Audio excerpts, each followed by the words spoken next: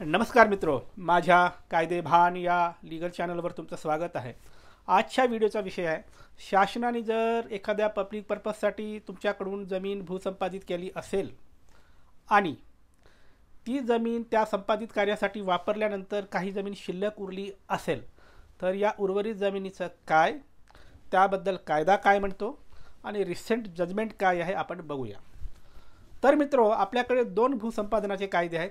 एक आहे 1894चा कायदा, जो डिसेंबर 2013पर्यंत लागू होता, आणि दुसरा भूसंपादनाचा कायदा 2013चा कायदा, जो 1 जानेवारी 2014पासून लागू झाला. असे दोन कायदे आहेत. या दोनपैकी कुठल्याही कायद्यान्वये जर तुमची जमीन भूसंपादित झाली असेल तर काय व्हायचं?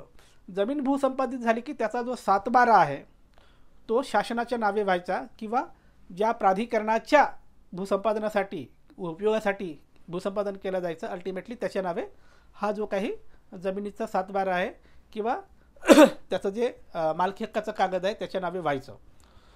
मग ती जमीन ज्या पर्पजसाठी संपादित केली त्या पर्पजसाठी वापरल्यावर जी उर्वरित जमीन असायची त्या जमिनीवर शासनाचं किंवा त्या प्राधिकरणाचं नाव असायचं.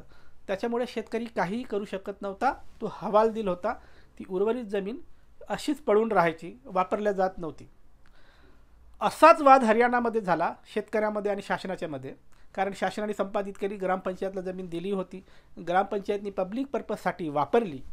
वापरल्यानंतर जी उर्वरित जमीन पडलेली होती ती आम्हाला देण्यात यावी असं शेतकऱ्यांनी क्लेम केल्यावर तो वाद खालच्या कोर्टातून हरियाणा हायकोर्टात गेला आणि तिथून दिल्लीच्या ऑनरेबल सुप्रीम कोर्टापर्यंत आलं. सगळी परिस्थितीचा अभ्यास केल्यावर ऑनरेबल कोर्टाने आत्ता सप्टेंबर 2025मध्ये ऑनरेबल जस्टिस गवई साहेब, ऑनरेबल मिश्रा साहेब, ऑनरेबल विश्वनाथ साहेब अशा 3 जस्टिसचं बेंच आहे, या बेंचने निकाल दिला आहे. शासनाने जमीन एखाद्या पर्टिक्युलर पर्पजसाठी एक्वायर्ड केलेली असेल आणि त्या पर्पजसाठी जमीन वापरल्यानंतर जी उर्वरित जमीन शिल्लक राहते त्या शिल्लक जमिनीला शासन आपल्याकडे ठेवू शकत नाही. मग ही जी जमीन आहे, ही जमीन जे मूळ शेतकरी आहेत त्यांना परत करावी असं लँडमार्क जजमेंट दिलं आहे आत्ता सप्टेंबर 2025मध्ये.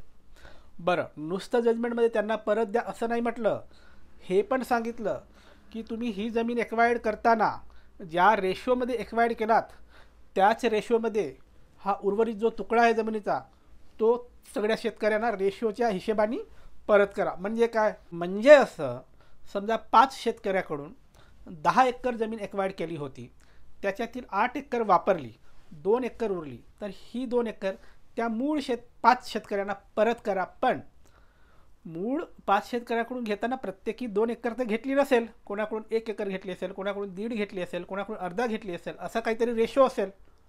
या रेशोमध्ये घेऊन तुम्ही 10 एकर एक्वायर्ड केली 5 लोकांकडून, तर आता उर्वरित जी 2 एकर आहे ती परत देताना त्या 5 लोकांना समान द्यायचं नाही.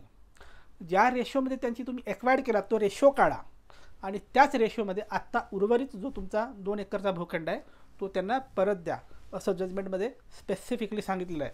त्याच्यामुळे शासनाने जर तुमची जमीन एक्वायर्ड केली असेल, एखाद्या पर्टिक्युलर पब्लिक पर्पजसाठी एक्वायर्ड केलेली जमीन त्या पर्पजसाठी वापरल्यानंतर काही जमीन उरली असेल, तर या उर्वरित जमिनीचा इथून पुढे मालकी हक्क शासनाचा नाही. जरी त्यांचा सातबाऱ्यावर नाव असलं तरी त्यांचा हक्क नाही, मूळ शेतकऱ्याचा हक्क आहे.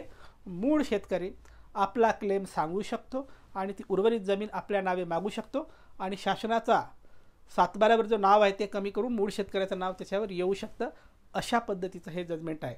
त्यामुळे तुमच्यासोबत असं काही झालं असेल तर हे जजमेंट वापरा, उर्वरित जमीन काय ते बघा, तुम्ही क्लेम करा आणि तुमचं नाव मूळ सातबाऱ्यावर मूळ शेतकरी म्हणून त्या जमिनीवर येऊ शकतं. त्यासाठी तुम्ही एक कायदेशीर लढाई लढा. आता 2 सूचना. थेट फोन करायचा नाही, अजिबात करायचं नाही. दिलेल्या नंबरवर व्हॉट्सॲप मेसेज टाका, तुमचे केसचे डिटेल सांगा. तुमच्या केसमध्ये मेरिट असेल तर आम्ही तुम्हाला फोन करून सल्ला देऊ, मेरिट नसेल तर आम्ही फोन करणार नाही, सल्ला देणार नाही. हे पण लक्षात ठेवा. बरेच लोक मेसेज करतात, सर आम्ही तुम्हाला मेसेज केलो तुम्ही रिप्लायच नाही दिलात. फालतूच्या मेसेजना रिप्लाय द्यायला मला वेळ नाही. केस शॉर्टमध्ये लिहायची, व्यवस्थित लिहायची, मला समजेल असं लिहायचं आणि त्याच्यात मेरिट आहे असं वाटलं तरच आम्ही तुम्हाला रिवर्ट करू. आणि दुसरं, वैयक्तिक सल्ला मोफत नाही, त्यासाठी फीज लागू आहे. बाय.